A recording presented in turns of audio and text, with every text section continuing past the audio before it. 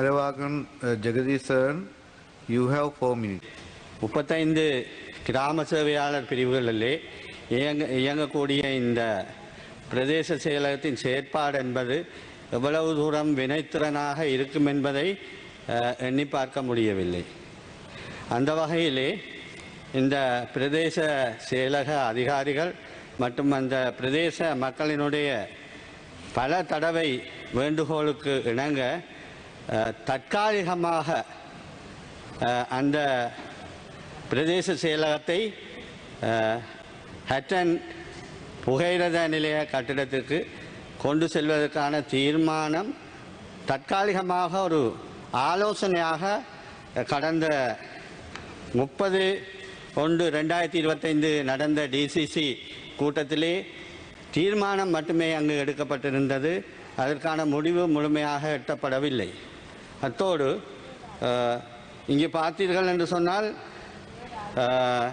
இந்த பிரதேச செயலக பிரிவில் கடமையாற்றுகின்ற உத்தியோகத்தர்கள் அதிலே கடமை புரிய வருகின்ற, அதாவது சேவையை பெற்றுக்கொள்ள வருகின்ற மக்கள் அந்த கட்டிடத்துக்கு வெளியே பல மணி நேரம் வரிசையிலே காத்திருந்து சில வேளைகளில் வெயிலோ மழையோ அதற்கு கூட அந்த பாதிப்புகளுக்கு கூட உட்படக்கூடிய ஒரு துர்ப்பாக்கியமான சூழ்நிலை அங்கே காணப்படுகின்றது. எனவே இதற்கு ஒரு மாற்றீடான ஒழுங்கு செய்யப்பட வேண்டிய தேவை இருக்கின்றது.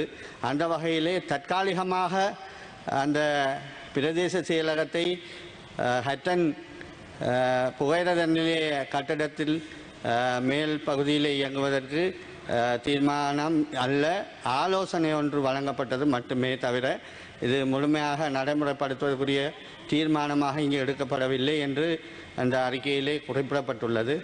இந்த அசாதாரண சூழ்நிலையிலிருந்து மக்களையும் அந்த பிரதேச செயலகத்தினுடைய உத்தியோகத்தர்களுடைய வினைத்திறனான சேவையை பெற்றுக்கொள்வதற்கு அந்த மக்களுக்கு இடையூறு இல்லாமல் இருக்கும் விதத்திலே ஒரு மாற்று ஒழுங்கு மேற்கொள்ளப்பட வேண்டிய தேவை இருக்கின்றது.